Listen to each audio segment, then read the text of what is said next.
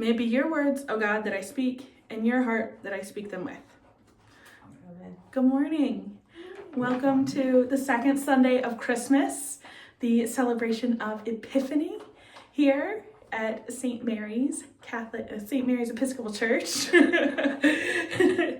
Last week we had this wonderful celebration together, this bright, shiny time celebrating the miracle and the mystery of Christmas. And when I taught Godly Play, we'd often say we need 2 Sundays for Christmas because Christmas is so great a mystery, it can't be contained to just one Sunday. And so here at St. Mary's, we continue to celebrate the mystery of Christmas, and especially today, the mystery of Epiphany, which is, as we heard in the gospel, when the wise men arrive to see the baby Jesus with their gifts. And so as we're thinking about this cozy time, last week was bright and shiny, and now we're still in that warm glow. Things are a little bit blurry, a little bit fuzzy.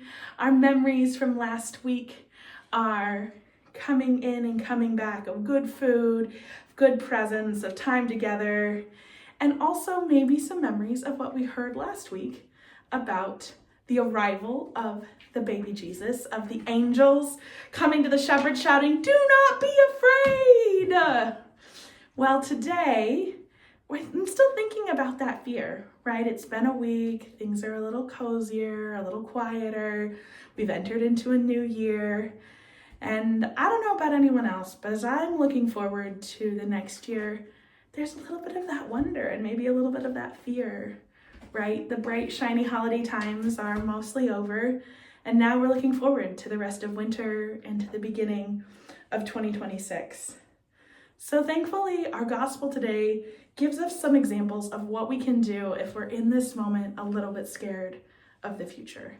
We have some different examples of the way humans are afraid and what we do with that fear and what that means for us as people and as a community.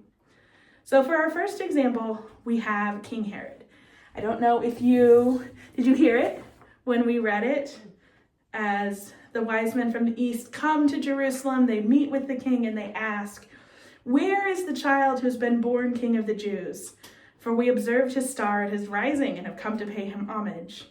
And then, when King Herod heard this, he was frightened, and all of Jerusalem with him.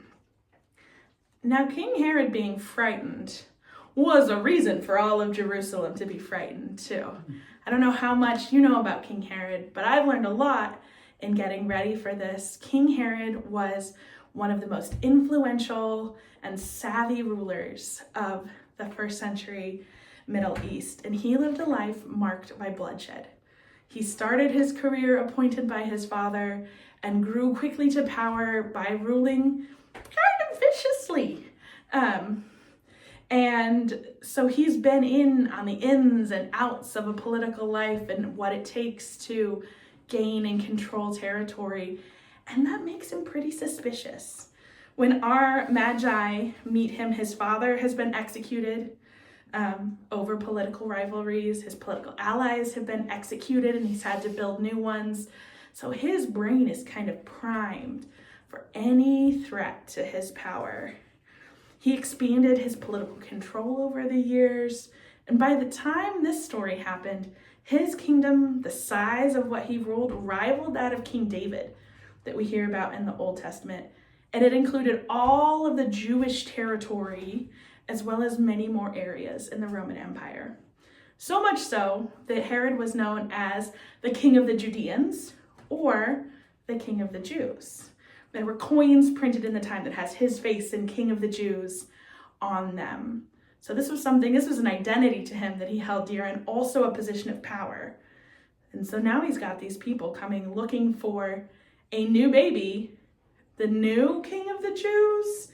So he is threatened and he's frightened, right? He's afraid of losing power that he worked so hard and fought so hard to keep. He's afraid of being replaced, and especially by an unknown political rival. This isn't someone he had on the map. This is new news to him.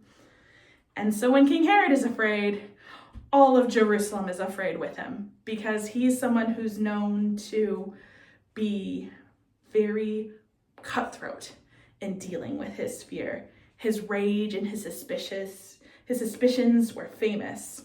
He ruled the area he controlled by tactics of terror, and so folks were afraid. They didn't know what was going to happen when Herod was afraid, and you wanted to get out of his way.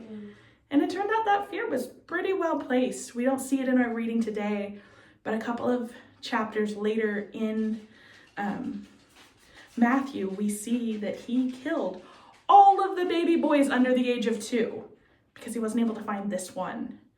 So if that was my ruler, I'd be pretty scared too when he got nervous. So they're afraid of violence. They're also maybe afraid of some instability. Herod is scary, but at least they know how he operates. If there's a new king, who can say what he'll want or need or how he'll rule or what that'll mean? There's a lot of uncertainty wrapped up in that fear as well. So those are our first 2 examples of fear and how that can play out, of Herod, of all of Jerusalem. And then we come to our other kind of cast of characters in this story, which are the wise men. And fear isn't mentioned there, but I can't believe it wasn't there, right? These are folks who have come across the world seeking something that they have some proof for, but it's really a leap of faith. And they are foreigners in Rome. And in that time, kind of like now, being a citizen or being a foreigner meant you didn't have the same protections as a citizen. It meant that you weren't guaranteed certain rights, you weren't guaranteed to have recourse, so you were pretty vulnerable. And I tend to believe that they'd feel that going into this, right? Especially meeting with a king, you'd know that difference. And I also think we don't see it here, but given all that we do know about King Herod, I would guess that this is a man that wouldn't just take someone at their word that they'll come back to tell him. He says, go forth and search for them, search for the child, and when you found him, bring me word, so I may go and also pay him homage. I don't think that was just a handshake, right? We have record of Herod ruling through spies and through force, so I'm going to bet there was some influence. Maybe it was spies following them, maybe he sent them with a guard, but there was some guarantee that they would in fact return. But they weren't deterred. They weren't scared by that intimidation. They continued on to their goal, which was to find the Christ child, and they did, and it was a moment of overwhelming joy. And then I wonder then if they were afraid when they had to make that decision. Do they go back to Herod now knowing the joy that they've known? Were they scared for the child? Were they afraid for themselves with what they did either way? But what marks the wise men as unique in this situation, and something I want us to notice, is that they took time to discern. In their case, it was a dream, right? They slept on the decision, and they discerned what should we do, and then they trusted in the fruits of that discernment. They decided, regardless of what that might cost or what they might have had to do to make it happen, to return to their home country another way. And dreams were important to them culturally, but also in this decision. And when they had that discernment, they trusted it and moved forward. And so that's yet another example of ways we can live and move with fear. It doesn't deny that it's there, but it says, what are we going to do with this? And now what are we all going to do with this information? I think what is the good news of living in a time of a lot of fear and the way God moves in and amongst us now? And I think the biggest good news is that God is present to us in our times of fear. We are not left alone. We are not left to wonder. Even in our worry, God offers us reassurance that do not be afraid. It's not a commandment, it's a reassurance, it's a relationship. It's a God that says, I'm here. Even in this scary time, even when you're not sure, I am here and I am with you.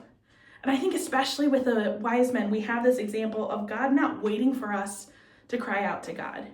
They weren't Jewish. This wasn't part of their tradition. And God didn't wait. God sent them a dream. We know that all good gifts come from God. And so that gift also, that dream was a gift from God. And so God doesn't wait for us to have the right words or to cry out to God, but God gives us what we need and meets us in our time of fear. And so what do we do with that? What do we do with that now going forward into this new year, this new time?